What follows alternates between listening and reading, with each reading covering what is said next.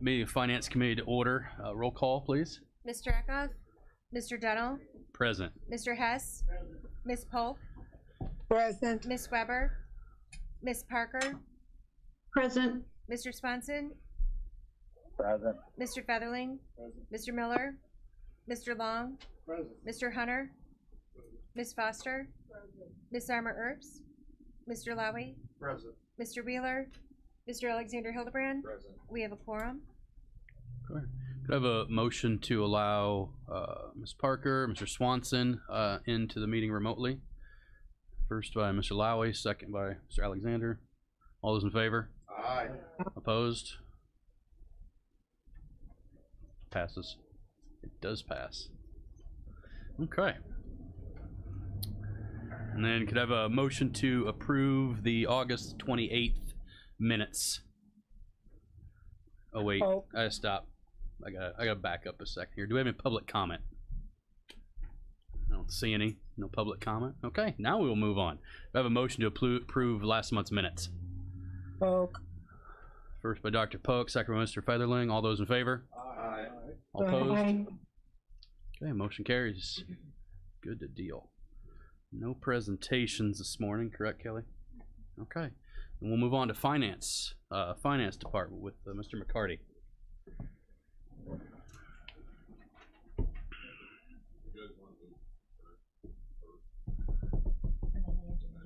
Yeah, I think we can do that. Yeah, I'm good. Yeah. I move to amend the agenda. Okay. First by Mr. Featherling, motion to amend the agenda and move the insurance renewal up here to the beginning. Second by Mr. Long. That's just a voice vote, correct? Okay. All those in favor? Aye. Opposed? Okay, motion carries.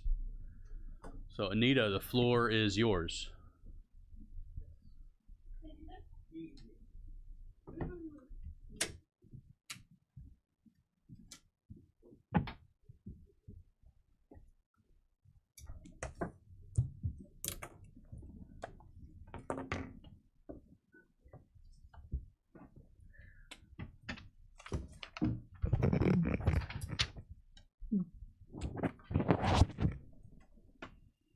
Good morning, and I want to give you an overview of what the process was, but then I want to get some of your input from our subcommittee and from Mike when we get to some specifics. So we'll see how this works out. Yes, so this is Mike Lynch of MSL Benefits. They are our broker. So Mike's role is to really do the heavy lifting for the county. We send him a census every year, beginning of August usually, and Mike sends it out. He sends it both to our renewal provider, but also to other insurance companies to get competitive bids for the county. So every year we're making sure that we are sending this out to bid. That is Mike's role. So that occurred. We got responses from, we had two providers that chose not to respond, chose not to give us another bid.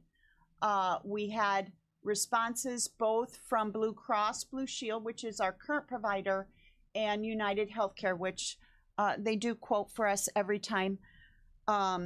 They offered us two different suites of plans. We offer our employees 4 different healthcare plans to pick from, with different deductibles, different monthly costs, and different benefits. That's why, as you look at this overview here, there's 4 different colors: yellow, blue, pink, green. Those are the plans. So the yellow is three different looks at that comparable type of plan. What you're looking at is just Blue Cross Blue Shield. Blue Cross Blue Shield actually gave the subcommittee, after our renewal came back very high, 17.2%. Mike went back to them and talked about different types of plans that may be more affordable. and what kind of changes could we make. We looked at, would you say, Mike, a dozen different, At least that. at least that, different plans that we could maybe substitute or make some changes that would be similar or substantially similar to what we have now for our employees. So as you can see, what's here in the first column where it says 2024 current, that is the cost of our current plan this year. And if you look at the first yellow, the first blue, the first pink, the first, and you add all those up, according to the census, the cost of that would be $6.789 million over the year. Down in the bottom left-hand corner, you'll see a big box that says 2024 forecast. And if you look across there, if I use what we've paid so far out of MIP, our actual bills from Blue Cross Blue Shield, rather than the current census, we're at a run rate to hit $6.9 million this year in actual costs. So what causes that difference? It's the difference in what your enrollment is throughout the year. So our enrollment at this point might be a little bit lower, or the plans might be a little bit, especially in one of the more costly plans for months. So that's what causes that. That's what causes that. That's why there's a little bit of a difference. So if I look at the $6.9 million forecast, the Kankakee County share, the 75% that we pay, is 5.177. That's down in that box in the corner there, the top row. Next up, we got a PPO renewal of 17.2%. That's the middle column. Total estimated cost with our current plans, $7.7 million. An increase of $867,000. The general fund increase because of the 75% turns out to be $650,000. That's the hit to the general fund. That's when we really started looking at other plans and what we could do. I don't know. So what Mike came back with that we're talking about today is what's called a BCO plan. And I want Mike to talk about how that is different than our current plan. Mike, you want to kind of give a quick overview of, there are many similarities, but there are also some key differences. BCO stands for Blue Choice Options, and it is a plan which has been in the marketplace by Blue Cross for about 10 years. They started out in small group markets, and now they've moved us into a large group market scenario. And if you would imagine the current plan right now called a PPO, you have two buckets. One bucket is the PPO. You see providers in the PPO network, Blue Cross Blue Shields. And then the second bucket is the out of network. You don't go there, you don't use that bucket. You stay in the PPO. And it's the only bucket that you have. That's where your deductible is, your co-insurance, your out-of-pocket, your co-pays. All of that is one bucket. BCO changes that so that you have bucket one, which is the lowest deductible, out-of-pocket, and so on, and uses what is called the Tier 1 network, which is called Blue Choice. So we still got something to go, but Blue Choice is bucket number one. Has the lowest deductible, lowest out-of-pocket. Bucket number two is the PPO, which allows people to go anywhere they want. The difference is bucket number one has a smaller deductible than bucket number two does. But please note that whatever you spend in bucket number 1, credited to bucket number 2 if you make the choice to go out of tier 1 and go to the PPO. So you can get to wherever you want to go by choice, and you get credit for what you've already spent. So this plan, in a greatest sense, as an example, tier 1 doesn't have, it has both sides of the street here locally. For hospitals. And as you go up and down the state of Illinois, there are other tier 1 facilities in Chicago, mid-state, and downstate. University of Chicago. Well, I'll get to that one. Now, University of Chicago is in the PPO. So last year, I believe we had about 4% of the population use U of C, but the Lurie Children's Center, as you know, is the top cancer center in the state of Illinois, and that's where a lot of people, so yes, you can get there. Now, that would be in bucket number 2, but it's got a slightly higher deductible, so the choice is there. And, you know, you can look at it 20 different ways from Sunday, but if you go to have a serious hospitalization in Chicago, you're probably going to get into your deductible and out of pocket pretty good. So the point I make, anything you spend locally will transfer to that second bucket. And this is all online stuff. You don't have referrals or anything of that nature. It is up to the patient to make their choice of who they want to see. So it's the same approach that we've got right now, but we manufacture the product just a little bit differently. And I think one of the things that really is striking, and you can see it here, if you go to the far right side, the green, look at the middle one is renewal of our current plan. What's the out-of-pocket max? $4,000. What's the max out-of-pocket in the BCO plan? $2,500. So although you're going out of area and you're having a higher deductible, I believe it's $3,000. Yes, correct. For that middle tier, in all likelihood, if you're going to Chicago, you're going to hit the max out-of-pocket anyway, and you're going to hit it sooner in this BCO plan. Some of you might wonder, how can they do that, drop the and still have a good program? What they do is ask providers to sign different types of contracts. And they're more competitive, obviously, because that's where the numbers yield at. But they also are tied to performance, outcome, and things of that nature. And Blue Cross has the biggest PPO in the state, and BCO has a high representation.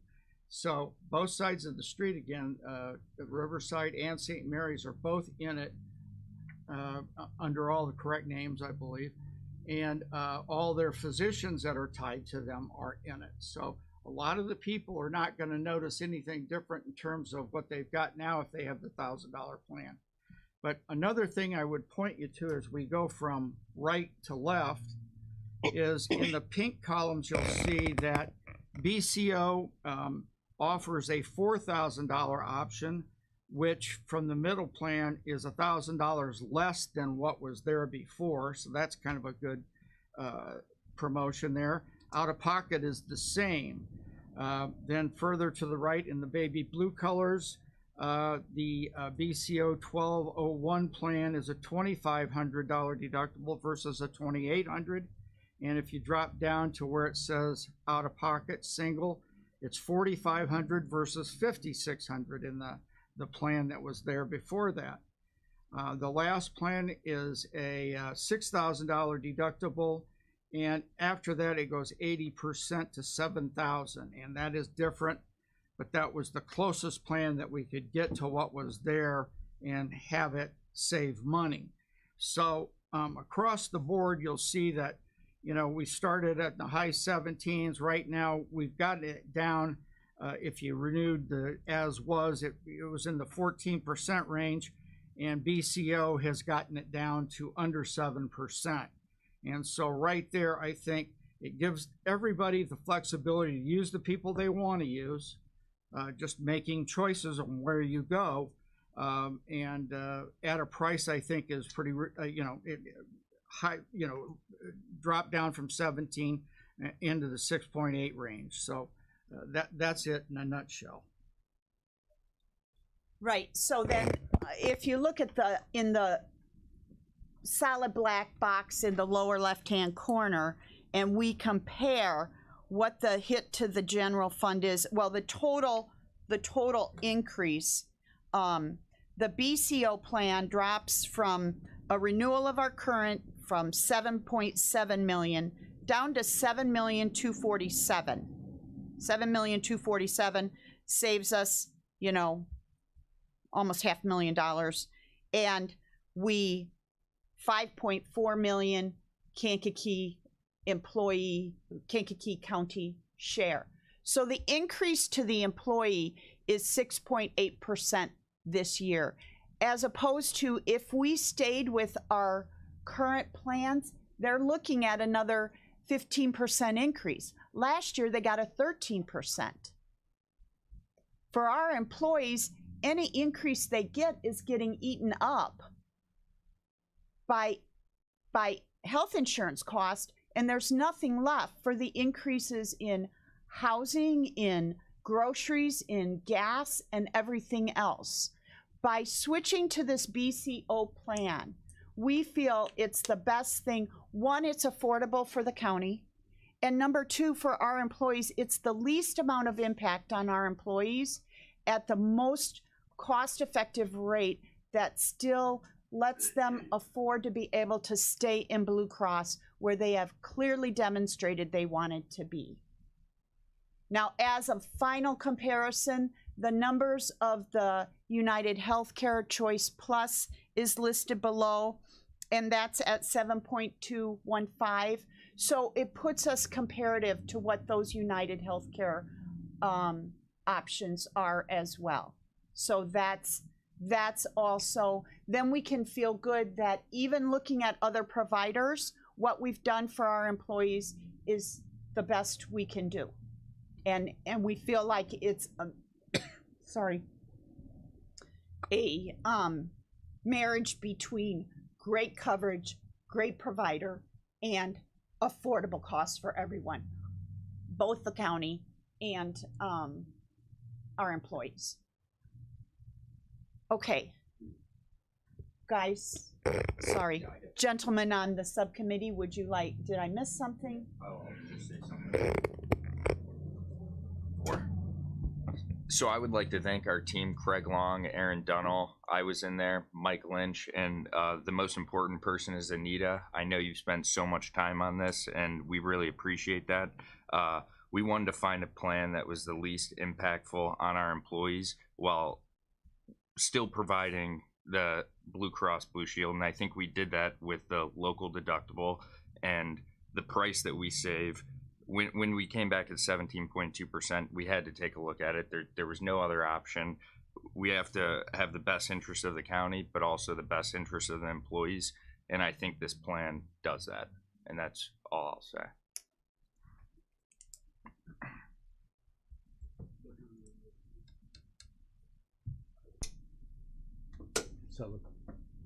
So just the highlights: we get to stay in the Blue Cross Blue Shield house. We can go to the Chicago hospitals. Yes. And the increase is 6.8% to the county and to the employees. Right. After all of the things we looked at, to me it looks like the best choice.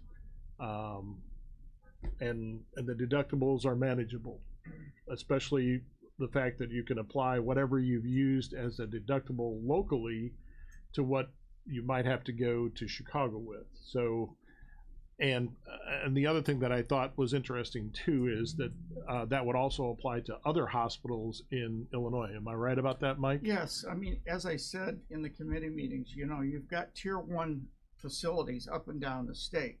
You've got them in Chicago, you've got them in Peoria, Champaign, and so on. So the bottom line is that you could stay in tier 1 easily, but if you had that child cancer and serious issue where you choose to make a trip to Chicago to Northwestern or to Lori's, then you've got that option available to you. I haven't gotten into this because we're doing a lot of moving around. The plan is not performed well. And I just want you to be aware of that, because I think we'll be here next year talking about a lot of the same things. I'm just preparing you. But claims have been awfully tough this year, and high claimants are an issue. We've got, I think, over 12 high claimants. So How do you define that? over $50,000, there's 20, and we had an unfortunate situation. One claimant well over $1 million. We had several in the mid $500,000 ranges. The county's always had a history of large claimants, but this year we just had a magnification of it.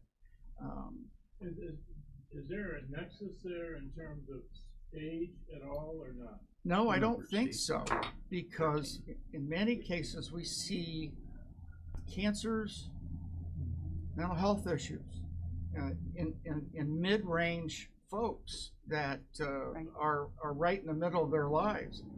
So thankfully they have doctors and medicines, but as we all know, with this day and age, these things are not cheap. And all they're going to do, I'm just mentioning that because the same work we've done is going to have to be done again unless something changes. So just saying that, and I don't want you to be thankful, but you know, our committee sat down with the arrangement to have it defined as certain parameters that we want to stay within. We've done that, but getting it down from 17 to under 7 is the point, and I think it's the best that we can do. Let's go back and talk about our retirees, or Right. if you're out of Illinois, Right. what happens then? They get tier 1 benefits out of the state. So you get the lower of the deductibles out of state. So if you're South Carolina, you're a tier 1 all the time. So In the nationwide Blue Cross yeah, in the network. nationwide Blue Cross, all you have to do is find that person in that state's Blue Cross plan, which is very easy. Get online and of that state, and you can find them. You don't have a separation. You've got to do this in one network, and you get credit in another, which that causes people real concern. But as you go out of state, tier 1 benefits apply. That's for children too. Everybody, Okay, just anybody. Yeah, I mean, if you've got your family on it, and you leave the state on vacation, you have an emergency, you would have been in tier 1 no matter what, just because of the definition. But in this plan, they don't penalize you out of tier 1 because you left the state. And we see that with the other place we see it commonly is children that are attending college out of state. that was my next question. So. So can I go back and talk a little bit? The other proposed provider was United Healthcare, and we've had them in the past. Yes. And I'm not going to ask you to comment on that, but as a person who was using United Health in the time, it was far more difficult to manage. My personal experience was that talking to a live person was almost impossible. Everything was done by email. Bills were not paid in a timely manner. I was at one point in time threatened with going to receivership because of the medical bills. I just feel like what they presented to us doesn't meet the quality of the coverage that the Blue Cross Blue Shield plan offers. I just feel like it's a way better product, way better service when, you know, maybe they're paying attention when you need to pay attention to your health care. And I think that's a better choice for us.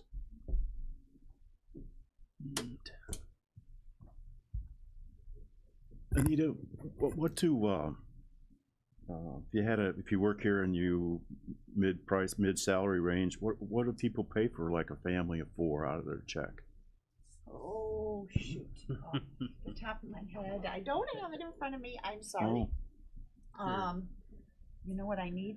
Hmm? Go to the county. Can you do that? No. Can you do it on there? Can you get it on the screen? Current. Is pull up the cost sheet that's in the on the county website? Is it possible to do that? Sorry. Oh, I don't know if the cost sheet is. It's you have to pull up the guide. Approximately that. Approximately based on. Oh, okay. So, Aaron very sharply just used his calculator That's what we do. to say, is that family? That's family. That's based on the current Yeah. that most of the employees use. Right, on the $1,000 deductible. Correct. Family covered, $622.75 per month. Family coverage, Okay. not single coverage. Okay. So family coverage, if you look down here, we have 87 people on that. You can see the census numbers right in here. Mhm. 154 Okay. on the single coverage. Yeah, that was a sharper thing.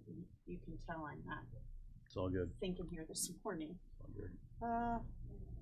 So 824. Oh, great. There it is. I can't see that, but Yeah, I can't see it either, so. for family coverage. Have to go over there and look at it. They're 41 to 622. Okay. I was just trying to come up with, 6% or 12% increase. Because if you're paying 600 a month now, if it goes up 10%, you're paying, 6,600, 660. Right. Yeah. That's not, to stay with what you already have and not change anything.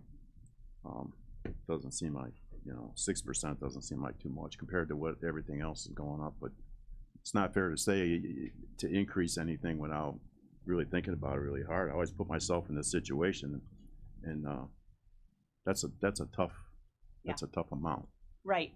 The single coverage, which has 154 participants of the most common, which is the $1,000 deductible, is monthly $206. 6% is $12 Mhm. a month increase. That's for one person? Right. Okay. Right. That's very affordable for them.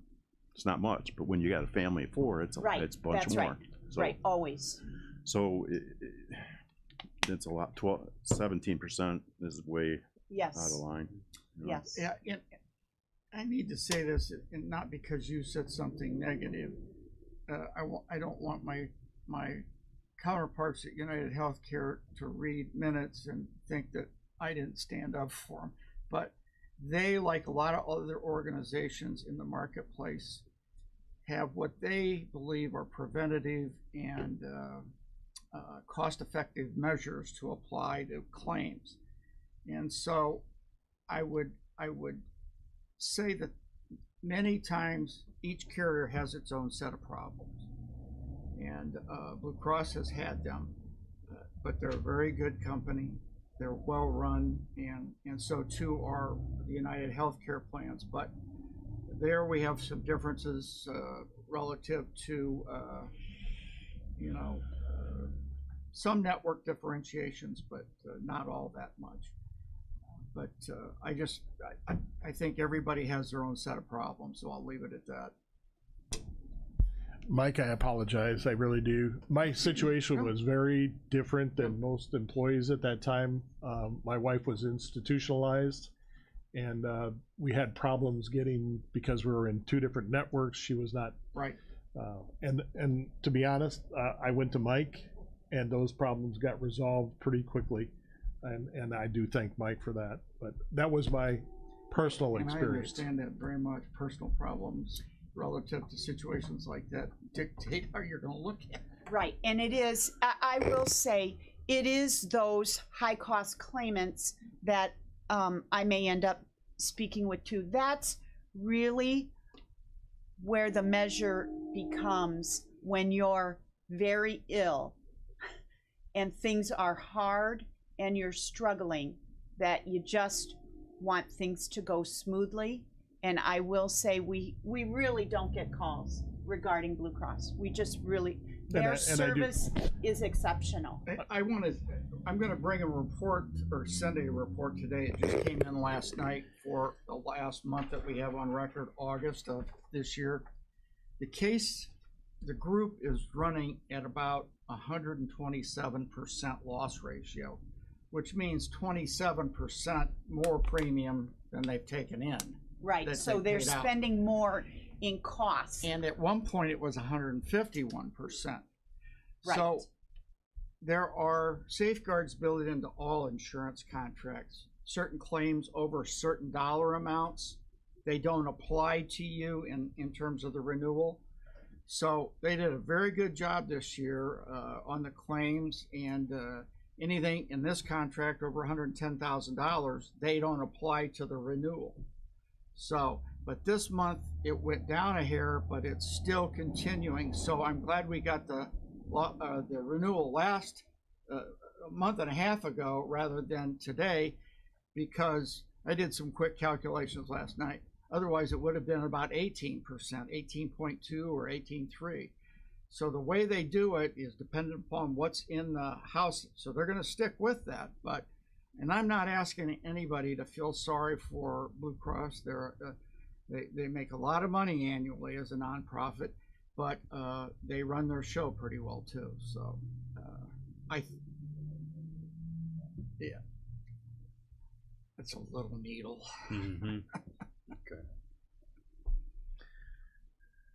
Anybody else? Okay. Do you guys want to touch on? Do you want to touch on the vision? Yeah. Do you want the motion to approve? Yeah, we should. Yep. Do you have a motion to approve the medical insurance recommendation? Mr. Alexander with the first. Ms. Foster with the second. Do we need a roll call that? Why not? Roll call. Oh, yes, Mr. Hunter. Mike, if you could Yes, sir. encapsulate, and you and Anita can do it again, for the people watching right now, what's really important is the comparison in terms of 17-18% versus 6.8% that we're adopting. So could you just do that, encapsulate that? Yeah, as an example, the plan that's most utilized is the $1,000 deductible plan. So that's bucket number 1, tier 1.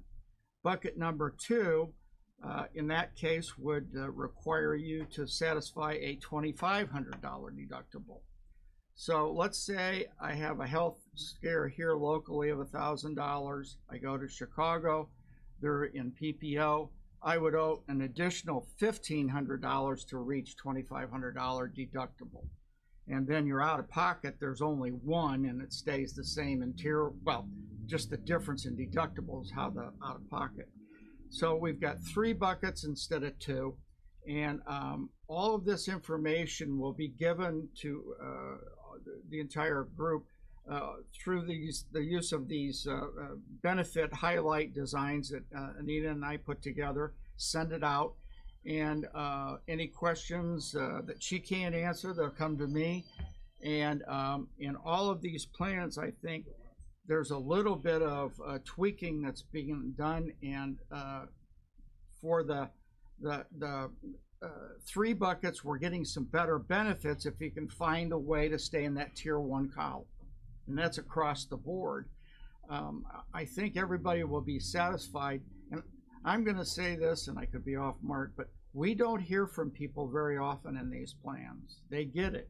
And people are pretty good consumers these days. They say, where am I going to get the best deal? Well, do I have to go to Chicago and go to the PPO, or can I stay in tier 1 and use this direction? So they'll have it to start with, and as they go out of the community, all they'll have to do is look at the Blue Cross site, and that's where all the info is anyway. Their sites are some of the best in the marketplace, and I think they can establish it pretty quickly. So, and any questions I can answer anytime, she can ask them to call me, and we'll get with them. Yes, sir. Okay, we've got a motion and a second. So roll call vote, please. Oh, 2. Got it. Mr. Eckhoff? Aye. Mr. Dennell? Aye. Mr. Hess? Aye. Ms. Polk? Aye. Ms. Parker? Aye. Mr. Sponson? Aye. Mr. Featherling. Aye. Mr. Long. Aye. Mr. Hunter. Ms. Foster. Mr. Lowy. Aye. Mr. Alexander Hildebrand. Aye. Motion carries. Okay, thank you. Then we'll move on to the vision insurance. Great. The last 2 pages of your packet, well, I guess on your screen, is the letter that renews our supplemental life, which is voluntary life, and vision. And at the very top, life and AD&D. That life and AD&D is the cost for a $10,000 policy for every employee that the county funds 100%.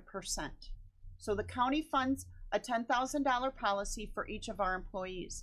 In addition to that $10,000, the employees can buy supplemental insurance for themselves, for their spouse, and for their dependents.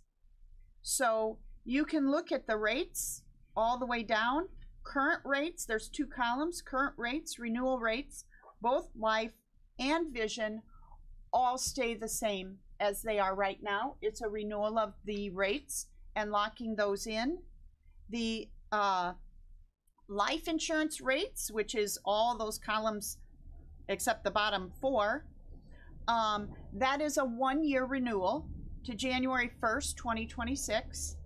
And the vision rates are a 3-year renewal through January 1, 2028. And then just one other comment. The other insurance that's out there is the dental. We are self-funded through Delta Dental. That does not renew this year. That is 2 or 3, I can't remember. It's a 2-year rate guarantee. And it ends next year. So we don't even, we won't be taking a vote on that one, that we're currently under a contract on that. But vision and life is on this contract. Okay, everything looks the same. Do I have any, actually, do I have a motion to approve? Polk.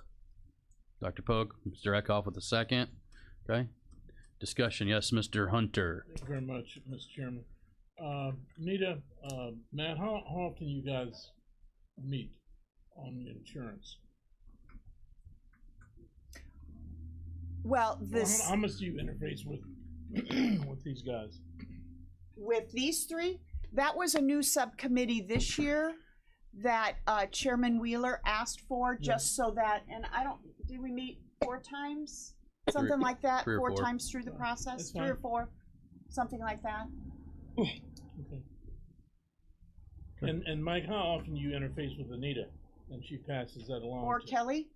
Or Yeah, Kelly, quite a bit more with Kelly because complaints come in, and if she can't administratively online fix something, she calls our office and we help. I'd say there's probably 18 to 25 every 6 months, you Yeah. know, and most of it's about something not working right. Right. An enrollment not going through and showing up, or an enrollment period not happening overnight like we expect, or a qualifying event, something like that, where it needs some manual intervention. thank you. Anybody else? Okay, roll call vote, please. Mr. Eckhoff. Mr. Dennell. Aye. Mr. Hess. Ms. Polk. Aye. Ms. Parker. Aye. Mr. Swanson. Aye. Mr. Featherling. Mr. Long. Aye. Mr. Hunter. Ms. Foster. Mr. Lowy. Aye. Mr. Alexander Hildebrand. Aye. Motion carries. Thank you. Okay, Mike, Anita, thank you very much for the work. Thank you. Appreciate it. Mhm. Okay, now we're going to move to finance department.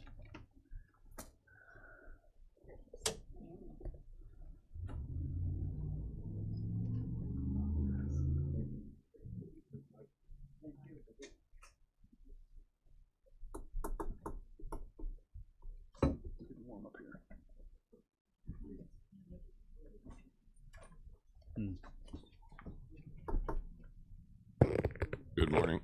Morning. Morning.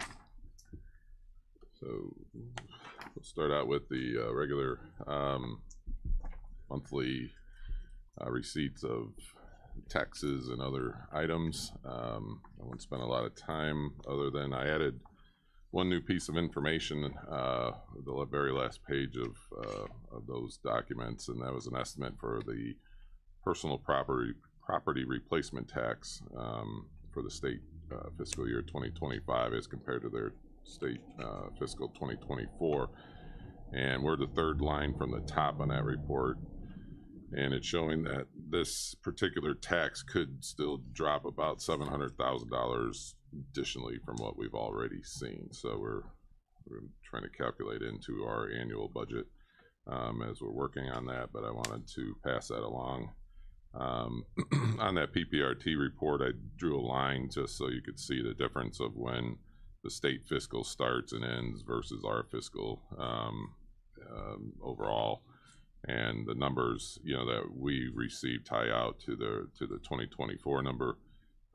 So we're keeping a close eye on that. But in general, you can see from an economic standpoint, you see things on the news, you hear things, what the feds are doing with interest rates, consumer confidence, those types of things. This is where it shows up for us, if you will. So the ceiling isn't falling. So if, for those that went through what we went through 10 years ago, if that was a 10, this is maybe a 2 or 3 as far as on the scale. So it definitely registers, but we're keeping a close eye on it. But this is how it shows up when the economy starts to hiccup a little bit, if you will, in the various things that we collect. So I just wanted to give you the most recent updates on that and answer any questions that you might have for these. I think we'll move to cash flow update. Alrighty.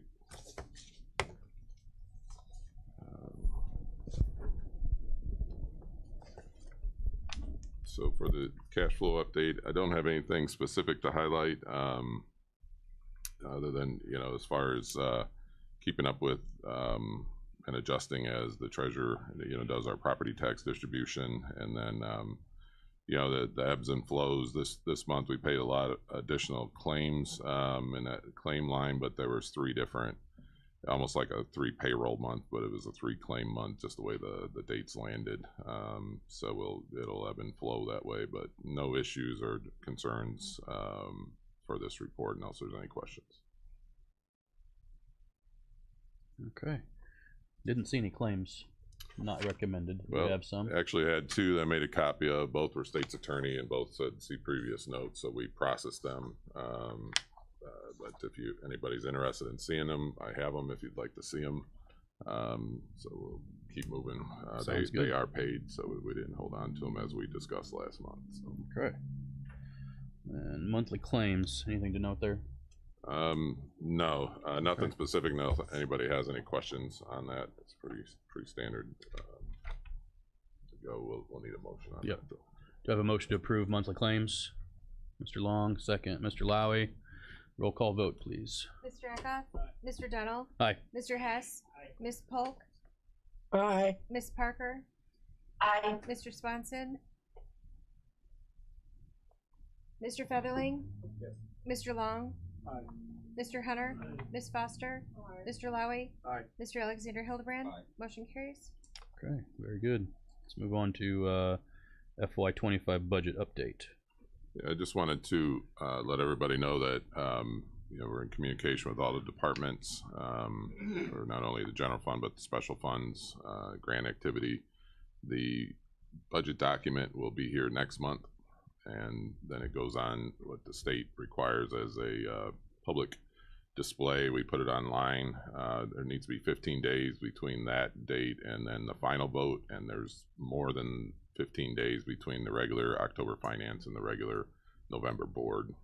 So I believe those will be the recommended dates to do that as far as to complete the FY25 budget at this point. So just wanted to update everyone that everything's going well. We're getting all the communication back in. We're watching all the trends and just what to expect here coming up in the future, and if there are any questions.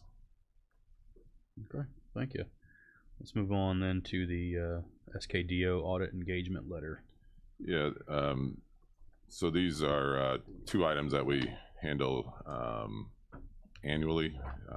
So one is for the main audit, if you will, from SKDO, and the other is for the circuit clerk portion that is also required separately by the Supreme Court, I believe, the state court organization. So this was part of the RFP process from a few years ago. This is just a continuation of that, and this will be for fiscal year 2024 audit. So for both of these. So I don't know if there's any questions specifically, more of a housekeeping thing that we have to do vote on annually. this? Yeah, we need to vote. Okay. Do you have a motion, Mr. Hunter, to approve? Mr. Long, second. Voice vote? Let's do roll call. We'll do roll call. Spending money. Mr. Eckhoff? Mr. Dennell? Aye. Mr. Hess? Ms. Polk? Aye. Ms. Parker? Aye. Mr. Swanson? Aye. Mr. Featherling? Mr. Long? Mr. Hunter? Ms. Foster? Mr. Lowy? Aye. Mr. Alexander Hildebrand? Aye. Motion carries. Very good.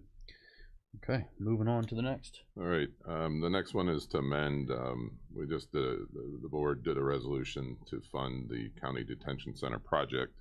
I'm asking if we can amend that one to add the ARPA fund 098 as the funding source. It has been planned to be in there, but for officialness, we also need to connect it to that fund for proper use, and identification for the ARPA funds, if that's what the committee agrees to and the board wants to do as well. Okay. Do you have a motion to approve?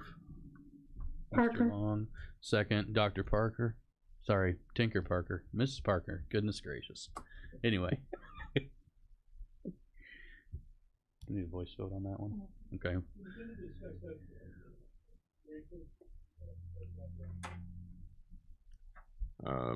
Yeah, this was the tuck pointing and the roof replacement project for the old jail.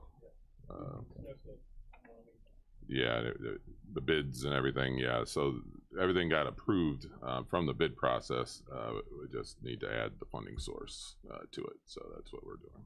Okay. We need to do roll call. Voice vote. Okay. All those in favor say aye. Aye. Opposed? Okay. Motion carries. And then ARPA Fund 98 ICANN roof project. Yeah, so the bids were open at the last Building and Grounds committee, and I just wanted to make sure we attached ARPA Fund 098 to that one.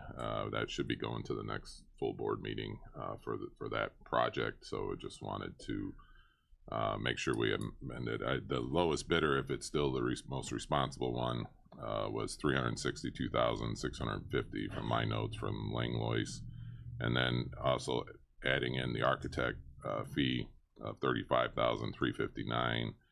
The total funding for the ARPA Fund 098 for that project that I'm aware of is $398,009, so $398,009. So if we could, tag that to. So that's ARPA all we're fund. doing is just tagging. Yeah, the making ARPA, sure adding that the ARPA fund. that the ARPA fund gets connected to that project as Okay. well. Very good. Do you have a motion to approve? Polk. Go with Dr. Polk. Second, Mr. Featherling. Okay. Voice vote. All those in favor? Aye. Aye. Opposed? Aye. Okay, motion carries. Very good. All right. Yeah, we're working on making sure we have contracts for everything for the ARPA funds that may cross over December 31st, 2024 here coming up. So to make sure that we are able to spend it and nothing has to go back. So we'll bring an update here soon. We're going through everything with a fine-tooth comb since we're coming up to a very critical date in this ARPA program. And we are awaiting the HVAC results from that study. That's also an unknown number to know how everything will play out. So and then there's also I believe think the committee approved a 75,000 additional social service program for the direct ARPA remaining dollars. So a few things that need to be tied up here as we get close to that December 31st deadline. So Very we'll good. keep you updated. Mr. Hunter. So yeah. Can that 75 be massaged? Because I've heard different requests coming in. For the direct ARPA, that is pretty much what we identified as the remaining amount. So Okay. the 098 fund is the lost revenue side of it. So that's where the direct has a lot more restriction on it, and that social service program fits right into the fund 095, how we separated everything out. So Okay. yep, it's Very coming good. down to it. Thanks, Steve. Okay. Okay. We do, while the treasurer comes up, we don't have the treasurer's or the collector's report. They will be available for full board. So could I have a motion to approve monthly resolutions while he comes up? Mr. Alexander. Second, Mr. Lowy. All those in favor? Aye. Those Aye. opposed? Okay, motion carries. Thanks, Aaron. Appreciate it. Treasurer's report will be forthcoming. I guess I should probably say that we had a lot of loss in my office over the last 2 weeks. 3 people lost significant people in their lives. So it's been a tough 2 weeks in the treasurer's office, and I want to keep those people in our thoughts and prayers. Before I get started, I want to say, as a father of a daughter who's now past 26 but has multiple sclerosis, Anita, I don't think gets the credit she deserves for the hard work that she does with healthcare. And I know Mike's not here, but I've called Mike personally, and he's helped me. She lives out of state, and so there was always some issues. But Mike has been incredible to deal with. And Anita, thank you for all you do. Those of us in this building know your involvement, and it couldn't be overstated. So thank you. In terms of my office, we will be making our second largest distribution on Friday, which we'll be distributing second due date of property taxes, so 25 to 30 million, so somewhere in there. Everything is moving along the way it's supposed to. There doesn't look like there's anything anecdotally that sticks out this year. Looks like the same as every year in terms of percent of payments. I think we'll somewhere right around 218 million, somewhere in that ballpark. But everything is going along great. Kudos to my staff. I couldn't do it without them. As opposed to they couldn't do it without me. They could absolutely do it without me. But they had to do a great job. That's really all I have. Oh, I know I had something that's more of a board issue. We're having a employee appreciation picnic on October 8th, which is full board. We'd love to have all of the board members attend and be 11 o'clock out in the parking lot. So hamburgers and hot dogs for our staff to say thanks. Very good. That's all I got. Awesome. Questions? Yeah, not really. Just a response from you, and thank you, Chairman. You may recall several months ago, Nick, you brought forth some new initiatives that enhance the revenue stream for us. Yeah. Could you revisit that? Yeah. To jog my memory on that. And to be honest with you, my chief deputy's been out, and she'll be out for 6 weeks. So she would give me the exact number, but the point is we have a sweep. We sweep everything every night out of the general fund, our special funds account, and out of a tax collection. Tax collection obviously is very quick in and out, so 35 days, 30 days. But special funds, I don't know, Steve would be able to tell us exactly, but let's say it's 15 million average daily balance, somewhere in there. And we're making about 55,000 a month on interest. That's what I wanted to hear. Yeah. And the difference between tax and special funds is special funds we don't have to distribute to taxing bodies. That's our money in the county. So 55,000, could, and it was higher at one point, and it's dropped a hair now because rates have dipped a bit.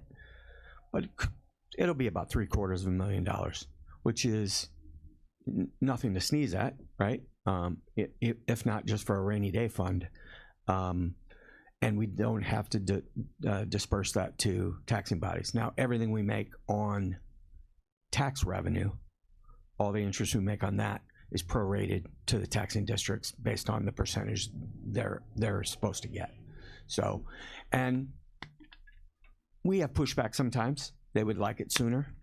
But for small taxing bodies, they can't get the rate I can get because of the amount of money that that we have. And typically the law says we're entitled to keep the money for 30 days. And at this point, never used to keep it 30 days because it was 0.10% interest. But now that it's 5% or in that area, we keep it because it makes all the sense in the world not to move it around, just to leave it set and let it earn that interest. So I couldn't be happier that we're making the money we're making. So